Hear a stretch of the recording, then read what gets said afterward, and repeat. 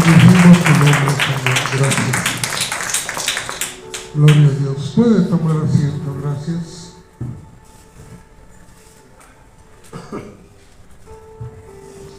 Gloria a Dios. Damos gracias a nuestros hermanos de la alabanza por la bendición de llevarnos a la presencia de Dios.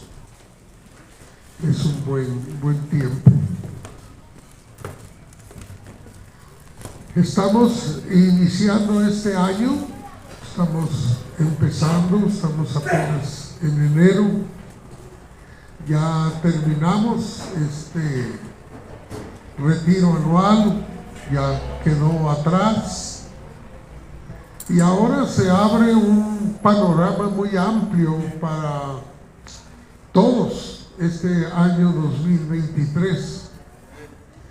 Donde nosotros miramos este año 2023 con una mente positiva, con una mente de grandes oportunidades, un año de grandes bendiciones, un año donde Dios va a derramar de su poder y de su fuerza en nuestras necesidades. Entonces tenemos delante de nosotros un año de mucha bendición para tu vida, que Dios te va a bendecir, Dios te va a dar todo lo que necesitas en este año. Así es de que estamos listos, ¿verdad?, para que Dios haga lo que tiene que hacer. Estamos bien preparados, caminando ya con una mente positiva, con una mente dispuesta para el triunfo en este año 2023. Gloria a Dios. Ahora, hablando de nuestro Señor Jesucristo, Él siempre tenía una vida muy ordenada. Me recuerdo muy claramente un comentario que hacían cuando Él fue llevado a la tumba. Y ahí en la tumba, cuando llegan las personas, las hermanas, ahí a la tumba, encontraron en la tumba el manto, la vestimenta de Jesús, doblada, ordenada. Eso me llamó mucho la atención, que Jesucristo tuviera doblada ahí su manto, porque Él se levantó, resucitó y dejó ahí las cosas, las telas, lo que era para tenerlo ahí, y lo dejó doblado. De lo que habla eso es de que Cristo era una persona pero muy ordenada. Era un hombre así. También recordamos otro pasaje donde Jesús nos habla de que qué hombre que tiene un ejército de 10,000 y ve venir a su enemigo con 20,000 y dice, no, pues hay que negociar porque son muchos los enemigos, entonces tiene que negociarse para poder no perder la batalla. Todo esto son pistas que Dios nos manda de cómo era Jesús, cómo fue su vida, una vida disciplinada, ordenada. No era un hombre que hacía todo a la aventura o a la y se va. No, era un hombre disciplinado, ordenado, llevaba un método de cómo llevar su vida. También podemos ver a Jesús iniciando su vida de ministerio, porque Él tuvo su vida pública de ministerio. Lo conocemos cuando Él inició en el río Jordán, cuando Juan el Bautista lo bautiza. Ahí prácticamente es el inicio de la vida pública de Jesús. Ahí inició, ahí caminó Jesús ya con el proyecto de vida. Una de las cosas que debía hacer, todo bajo el orden como era él ordenado, lo que inició fue sus discípulos, quienes iban a ser sus discípulos, pero también trazar o desarrollar un plan de cómo iba a ser su vida pública de Jesús. Es decir, que tenía poco tiempo para desarrollar una actividad y él la estaba recibiendo en el río Jordán con Juan el Bautista, cuando se declara abiertamente, se declara al mundo que él es el Cordero de Dios que quita los pecados del mundo. Entonces, cuando se declara que él es el Cordero de Dios que quita los pecados del mundo, ahora él va a caminar como un cordero que durante 3 años aproximadamente va a ir a esa, como una ofrenda, a ofrecerse con muerte en la cruz para perdón de nuestros pecados. O sea, él va a iniciar en ese momento una vida pública que va a llevar un orden, ciertos requisitos, y que va a culminar en la resurrección, ahí en aquella cueva. Ahí va a terminar la resurrección de Jesús. Entonces, todo un proceso, todo un camino trazado ya por Dios para Jesús. Ahora vemos a Jesús en el inicio, con ese orden, con esa característica de él, y ahora va a hablar a sus discípulos sobre el Sermón del Monte. Y yo quisiera tratar todo este año este Sermón del Monte. A veces uno se propone algo y no lo logra, pero quisiera yo tratar muchas cosas de este Sermón del Monte, porque este Sermón del Monte habla de un orden de cómo llevar una vida, cómo Jesús estaba trazando un camino para llegar hasta ese punto de la cruz del Calvario. Entonces, ese orden que lo lleva ahí es un orden que nosotros debemos conocer y aprender de él. Él, por su manera de ser ordenado, disciplinado, etcétera, eso nos puede ayudar mucho a nosotros. Ahora, la primera cosa que él nos habla después de esos, digamos, 400 años de silencio que se vivió desde Zacarías hasta Mateo, que está el primer libro de la Biblia, esos 400 años de silencio se van a romper prácticamente con este pasaje, que es el Sermón del Monte. Ahí se rompe y es la palabra de Dios que viene al mundo a traer dirección, a traer un nuevo camino. Hasta ese momento, la ley de Moisés, que Dios dio por medio de él, es lo que regía al mundo, en este caso al pueblo de Israel.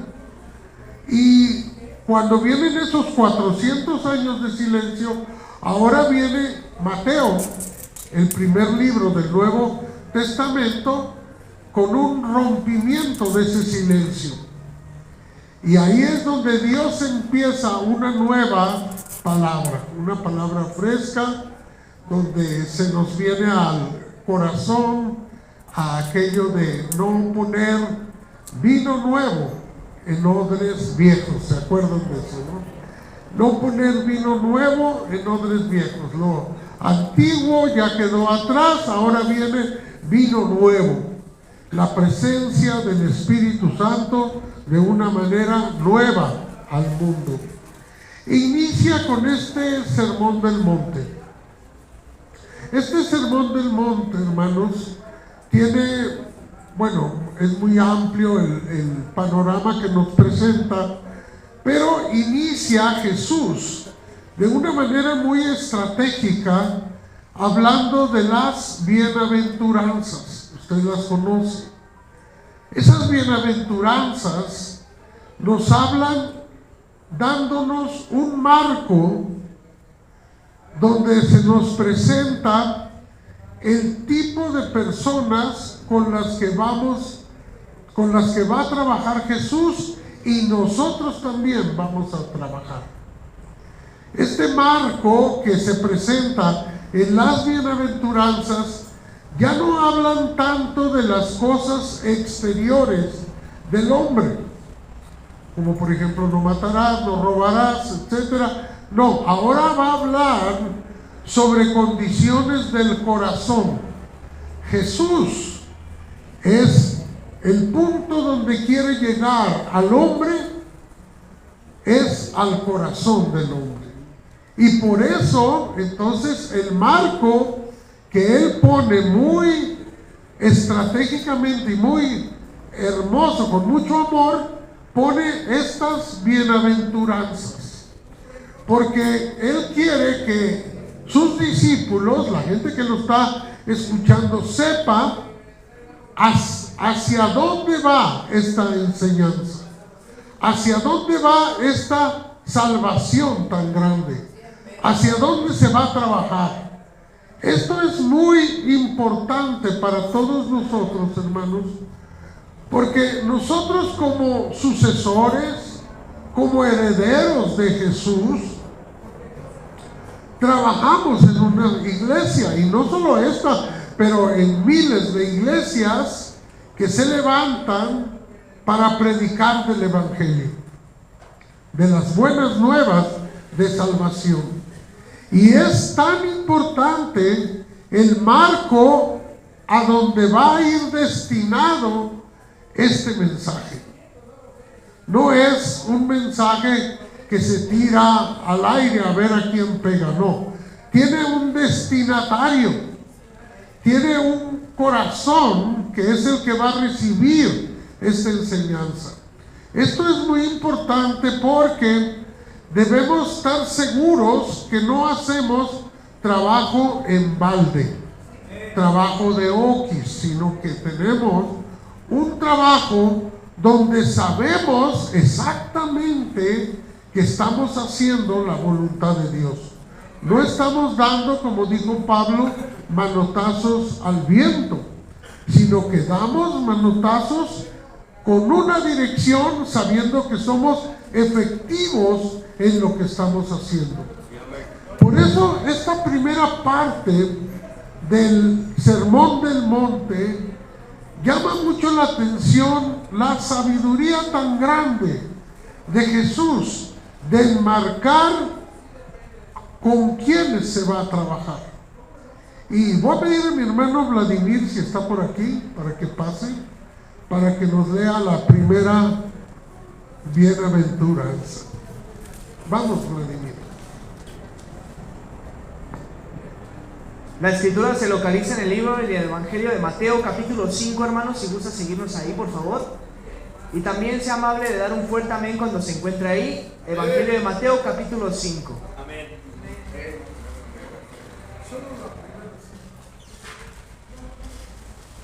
Sí, Evangelio de Mateo, capítulo 5, desde el versículo 1, dice así: Viendo la multitud, subió al monte, y sentándose, vinieron a él sus discípulos, y abriendo su boca les enseñaba, diciendo: Bienaventurados los pobres en espíritu, porque de ellos es el reino de los cielos. Espérate tantito, no te vayas. Miren, antes de entrar en este punto de la bienaventuranza, quiero mencionarles que Jesús estaba sentado. Esta parte de que estaba sentado, es importante entender que cuando en la antigüedad se sentaba una persona para hablar algo, era que tenía la máxima autoridad, o sea que era algo de mucha autoridad decir o mencionar en el templo o en algún lugar algo sentado. Y es por esto que vemos aquí que Jesús le está dando la máxima autoridad a la palabra que va a dar. Le va a dar la máxima autoridad cuando Él está sentado. Ahora, cuando una persona, por ejemplo, un hebreo, un judío, está dando una palabra de pie o la está dando caminando, no es con toda la autoridad. Esto es lo que estamos aprendiendo. Es la máxima autoridad es cuando la persona está sentada. Por eso Jesús, al dar este sermón, está proyectando lo máximo de autoridad para la palabra que va a dar, y que es estar sentado. Porque lo digo porque alguien puede pensar que es falta de respeto o algo así por la palabra de Dios. No, es al revés. Es la máxima autoridad cuando la persona está sentada. Ahora sí, léenos nuevamente la bienaventuranza primero. Dice en el versículo 3: bienaventurados los pobres en espíritu, porque de ellos es el reino de los cielos. Puedes pasar por la luz. Bienaventurados, dicen, los pobres de espíritu. En esa primera bienaventuranza, hermanos, descubrimos un territorio donde Jesús quiere trabajar, y es los pobres de espíritu.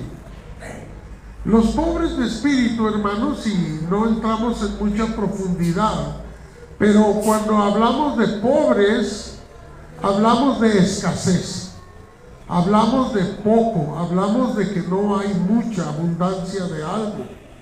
Entonces, cuando se habla de pobres de espíritu, habla de personas, hermanos, que tienen una necesidad en su corazón. Personas que no son fuertes espiritualmente. Personas que no tienen mucho potencial en su fuerza, que han sido abatidos, que han sido derrotados, que han caminado por abajo de condiciones, hermanos, que no les permiten tener abundancia de espíritu, pero están escasos, están en bancarrota espiritualmente. Esto es de lo que está hablando Jesús. Recuerde, hermano, que estamos hablando de un marco de personas donde Jesús quiere trabajar y va a trabajar, y nosotros somos herederos de esa forma de trabajar. Entonces podemos ver, hermano, que Jesús dice: hay gente pobre de espíritu, hay gente, hermano, que ha sido muy lastimada en este mundo, que personas han sido no comprendidas en este mundo, que tal vez su condición de pobreza espiritual se inició desde niños, que no fueron bien amados, no fueron bien protegidos, que fueron lastimados, tal vez verbalmente, tal vez físicamente lastimados. Imagínense el caso de una persona que en aquellos años que había esclavitud hubiera nacido en una condición de esclavo. Pues no tiene derecho a opinar, no tiene derecho al fruto de su trabajo, a salario, no tiene derecho a recompensas, no tiene derecho a premios de nada, no tiene derecho a descansos, no tiene derecho a que su propia vida camine en libertad, no tiene derecho a heredar nada, porque nada es suyo. Todo lo es del que lo contrató como amo, lo tiene como esclavo. No tiene nada, no puede heredar nada. Es punto de lastimar. Es persona que se puede menospreciar. Es el corazón de una persona que ahora en este mundo, en este tiempo, podemos considerar como alguien que ha sido caminando en el mundo del pecado, de este mundo, que somos como esclavos del pecado, esclavos de una vida donde nuestro amo es el diablo, donde obedecemos y hacemos lo que el diablo nos dice. Y en ese mundo no hay misericordia.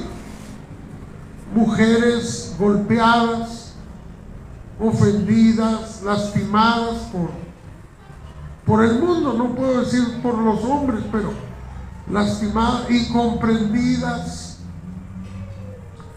Personas que desean tener dignidad en su vida, pero no se les acepta, no viven bien en su vida como personas, son rebajados. Muchas veces hemos visto niños, ¿verdad?, en las calles que, como usted lo mira continuamente en los cruceros, niños pidiendo una moneda, y que la mamá está por ahí o el papá, y muchos de esos niños son ofendidos por personas, lastimados, y su corazón está como un blanco de ofensas, ¿verdad? Los exponen a ser lastimados. Estoy tratando de describir cómo es estos corazones de los que Cristo nos habla, que son pobres de espíritu. Fíjese que hablando de esto y meditando un poco más profundo, estos niños que sufren mucho en el mundo y que son lastimados, uno dijera, bueno, estos niños están destinados a la derrota total en su vida. Pero mira lo que sucede en la vida real, en hechos reales. Muchos de estos niños forman, a través de esas injusticias, de esa vida de dolor, de sufrir, forman en su corazón un espíritu fuerte. Un espíritu, hermano, de enfrentar al mundo con valentía. Y se inicia ahí en ese punto de lastimar, de ofender, desde abajo, ¿verdad? De estar ahí batallando. Pero que esos corazones se está formando algo dentro de ellos. Por eso solo Dios sabe. Solo Dios sabe. Porque hay personas, hermanos, que tienen en su corazón un espíritu pobre, un espíritu débil. Pero otros aprovechan circunstancias difíciles para crecer con un espíritu fuerte. Están aquí, hermanos. Esto es verdad. Por ejemplo, nosotros como Alcance Victoria lo vemos muy frecuentemente, hermanos. Que uno dijera, bueno, esta persona vivió alcoholismo desde niño. Sus padres lo abandonaron. Y luego vino el tiempo de la drogadicción y vino el tiempo del fracaso en todas las áreas de su vida.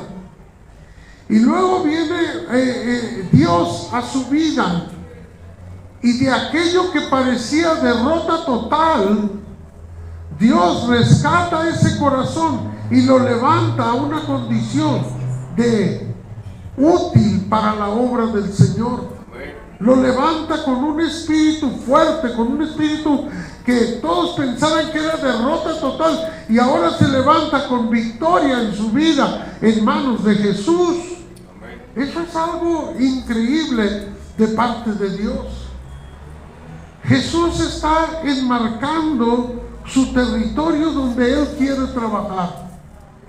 Tal vez se refiere a aquella palabra donde nos dice: venid a mí los que estén cansados y cargados, que yo los haré descansar. Venid a mí, dice.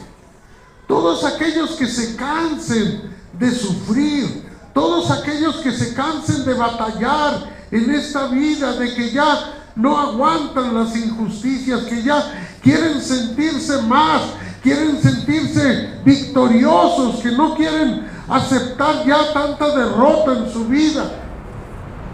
Derrota del alcohol, derrota de las drogas, derrota de las relaciones, derrota de todo absolutamente, y que ya no quieren sentirse así, y surge de un espíritu débil, de un espíritu apabullado, apaleado, surge la vida de una persona nueva, con un espíritu nuevo que le inyecta nuestro Cristo Jesús a esa persona y lo levanta de la nada, de la derrota, lo levanta para ser un victorioso, un vencedor. Amén, amén.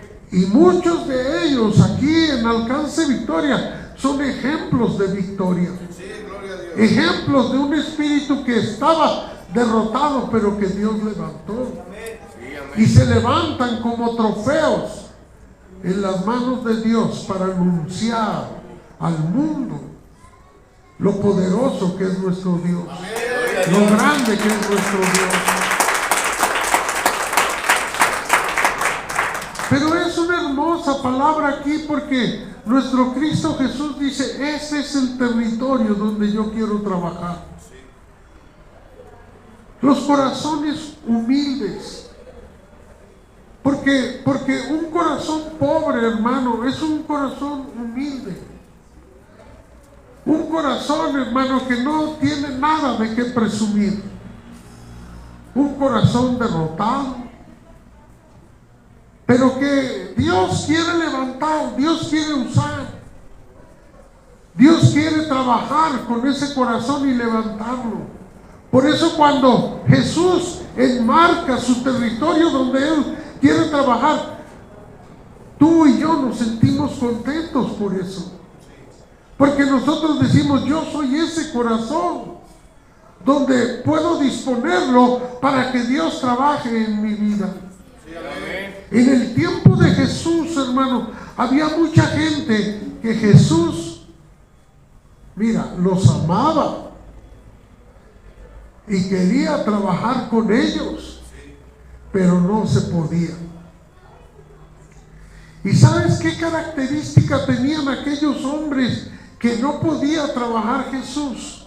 Eran los soberbios, los altivos, los que creían que todo lo saben, los que creían que todo lo tenían, que todo podían, con esa seguridad, con esa aparente confianza en sí mismo, y ellos decían: no, yo no necesito de tu consejo, de tu dirección, yo no.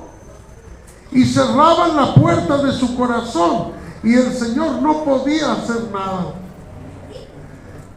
Si hubieran dicho aquellos corazones que tenían necesidad de Dios, nuestro Cristo hubiera trabajado con ellos, pero no se podía, porque la persona que dice: yo no necesito, está cerrando su corazón y no se puede trabajar. Había mucha gente con la que se podía trabajar y se debía trabajar, pero no se podía por esto, porque el corazón estaba cerrado. El corazón, para que Dios pueda trabajar, se requiere que la persona reconozca en humildad que necesito ayuda de Dios. Este es el territorio. Este es el punto importante que debemos comprender bien, y que nosotros estamos aquí con esa condición. Dios, Ayúdame en mi necesidad. Ayúdame a crecer. Ayúdame a mejorar. Porque si yo digo que ya estoy mejorado, que ya estoy grande, que ya estoy alto, entonces no puedo crecer. Tengo que estar abajo para ser levantado. ¿Cómo puede ser que estoy arriba? Levántame, Señor. No se puede.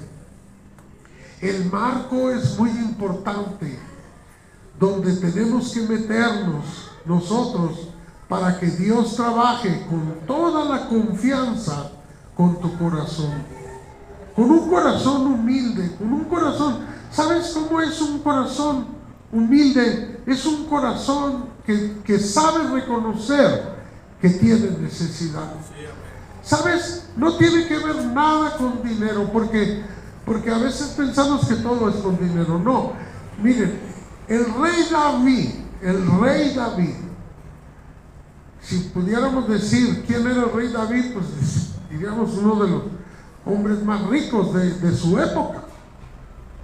Pero él tenía una característica, que tenía un corazón conforme al de Dios.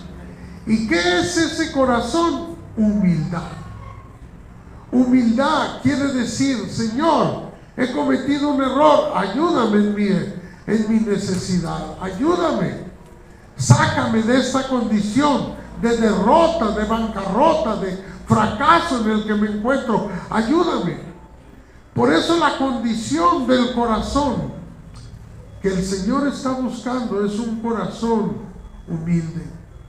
Un corazón, hermano, que ha llegado a la pobreza. Una pobreza espiritual. Una pobreza que es puerta abierta para que Dios trabaje. Me acuerdo el caso de Evangelio de Juan, capítulo 9, un hombre ciego de nacimiento. Y ese hombre era ciego de nacimiento, como muchas veces nosotros. A veces no vemos bien las cosas. Pero un hombre ciego de nacimiento con mucha necesidad. Y viene Jesús, ahí estaba él. Y los discípulos preguntan, o la gente ahí, los fariseos: ¿quién pecó? ¿Este o sus padres para que haya nacido ciego? ¿Quién pecó? Porque el enemigo siempre anda buscando, hermanos, culpables para desviar la atención. ¿Quiénes son los culpables? Pero cuando está Cristo Jesús presente, toda circunstancia cambia. Y por eso la respuesta de Jesús fue muy aplastante para todos esos argumentos de gente que anda buscando culpables. Y dice Jesús: no es que pecó este o sus padres, sino para que el poder de Dios se manifieste en él. Por eso este hombre nació ciego. Es una palabra, hermano, que da dirección. Por eso una persona puede decir: yo pasé muchas batallas de niño. Oh, si tú supieras los papás que me tocaron. He escuchado varias veces, no una, hermanos que nos dicen: desde niño me daban pulque, en vez de leche me daban pulque. ¿Cómo no iba a ser alcohólico? Pues si desde niño siempre fue el pulque y el pulque y el pulque. Y batallé todo eso. Y luego, ¿verdad? Me quise casar, pues no pude trabajar, no pude. Y todo eso vino derrota tras derrota, fracaso tras fracaso. Y detrás de todo está mirando Jesús ese cuadro. Y dice: este es el cuadro que yo diseñé para trabajar con él. Esto es lo que yo puedo ver, que es lo que necesito para poder trabajar con esta persona, porque tenemos un corazón que está listo para recibir la ayuda, para que la mano de Dios baje a ese lugar y levante a esa persona, lo traiga hacia una condición mejor. Pero es el corazón, hermano, de la persona la que está pobre en espíritu. Y ahí, en esa condición de humildad, la presencia de Dios llega, extiende la mano y la persona dice: sí, dame la mano. Se toma de la mano de Dios porque está necesitado de ayuda. ¿Cuántas manos, hermano, no agarran la mano de Dios? Se van, o sea, no la desprecian la mano de Dios. No, porque para poderse levantar nos tomamos de la mano de Dios, nos agarramos de la mano y Él nos levanta. Es una condición hermosa de parte de Dios, que nos levanta y nos limpia y nos purifica nuestro corazón, nos hace limpios, nos da por medio de la palabra de Dios, nos va limpiando nuestro corazón y nos hace ser personas nuevas. Y en esa purificación Dios rescata lo mejor de nosotros mismos, limpia, pule lo mejor de nosotros mismos. ¿Qué se siente, hermano? Pues se siente maravilloso, se siente el éxito, se siente la victoria en la vida. Esto es lo que siempre quise tener. Esta es la posición donde siempre quise estar, pero no podía por mi vida antigua de pecado, de maldad. No podía, pero ahora estoy en una condición de victoria en Cristo Jesús. Y me lleva Él hacia arriba. Por eso este marco, hermano, es muy hermoso. Ahí entra usted. Ahora, muchos, ya estoy terminando, pero muchos de los que están aquí tienen un llamado de Dios de predicar el Evangelio. Eso es un llamado de Dios para predicar el Evangelio. Qué hermoso es cuando tú sabes a predicarle a quien te llamó el Señor. Escucha bien. Estoy hablando de Cristo, que va a iniciar 3 años de ministerio y dice: yo necesito, ¿a quién le voy a predicar? ¿A quién le voy a llevar el mensaje del Evangelio? Y lo hace. Y heredamos de Cristo Jesús sus principios, su palabra, la salvación, la recibimos. Y luego estamos ahora aquí, el día de hoy, y decimos: gracias, Señor, porque yo estaba en ese marco, pero ahora ya soy salvo. Ahora ya tengo mi salvación. Ya sé que tú me vas a llevar contigo. Todo está bien, Señor, pero tengo un tiempo en esta tierra. Siento en mi corazón predicar el Evangelio. ¿A quién le voy a predicar? Y Cristo Jesús te presta su mismo marco, ese entorno. Aquí es donde quiero que prediques. Al corazón necesitado, al corazón afligido, al corazón que ha batallado tanto en la vida, al corazón esclavo, al corazón que no sabe qué hacer, a la madre que llora por un hijo drogadicto, a esos corazones afligidos, pobres en espíritu, que están sufriendo. A esos hay que llevarles el mensaje del Evangelio. Ahí no tiene pierde. Porque a ti y a mí nos ha pasado. ¿Cuántas veces hemos llevado al soberbio la palabra? Al que está en la fiesta la palabra. Dice: no, yo no necesito. No necesito, mira cómo me río, mira cómo grito de alegría, mira cómo...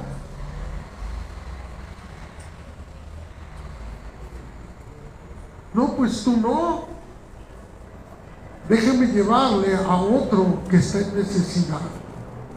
Ese sí me va a escuchar. Ese sí me va a oír. Ese sí va a entender el mensaje. Al que está afligido, al que está lastimado, al que está herido. Ese es el que va a recibir el mensaje en este día.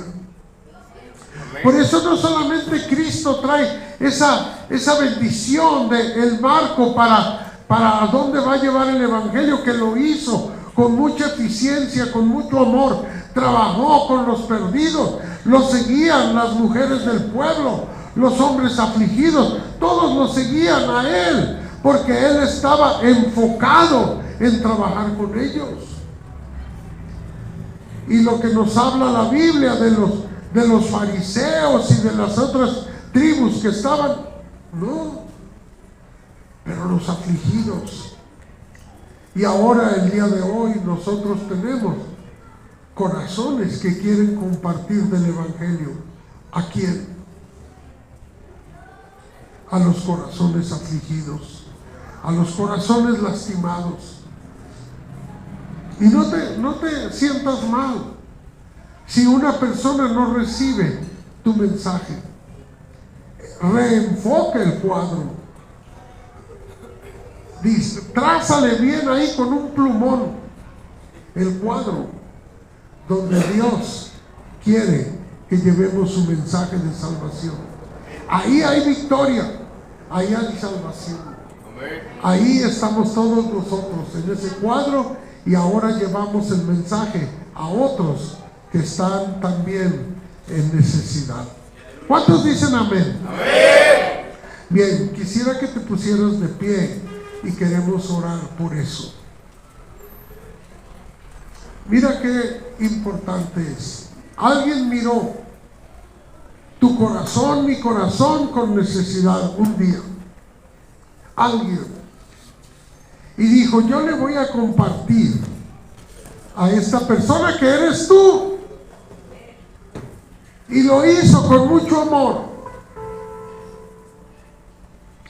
Por eso en esta mañana, ¿verdad?, podemos decir gracias por aquella persona que tuvo el tiempo, el valor para compartirte a ti y a mí de la palabra de Dios. Pero también hay mucha gente que está en necesidad, y a ellos nosotros les podemos compartir. Con todo nuestro amor les podemos decir que hay un Cristo Salvador, que hay un Cristo que murió por sus pecados y que puede experimentar la libertad de Cristo a través de recibir a Cristo en su corazón. Cierra tus ojos, vamos a orar por esta palabra. Dios, en esta mañana, muchas gracias por haber enviado a Cristo con un propósito, de enviarlo a Cristo con un mensaje para los perdidos, para los pobres de espíritu. Entre ellos estábamos nosotros. Sí, bendito Dios.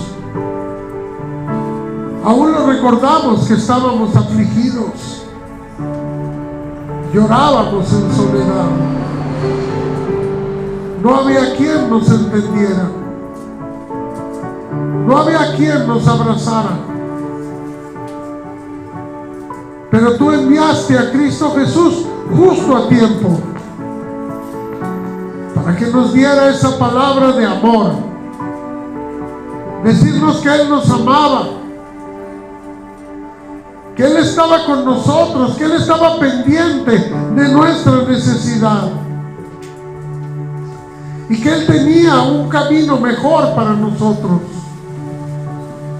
Para ti, hermano, hermana, Él tenía un camino mejor y Él extendió su palabra hacia ti y te dijo cuánto te amaba, y te abrazó y te recibió con mucho afecto, con mucho amor.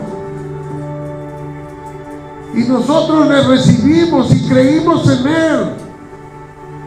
Y recibimos el perdón de nuestros pecados.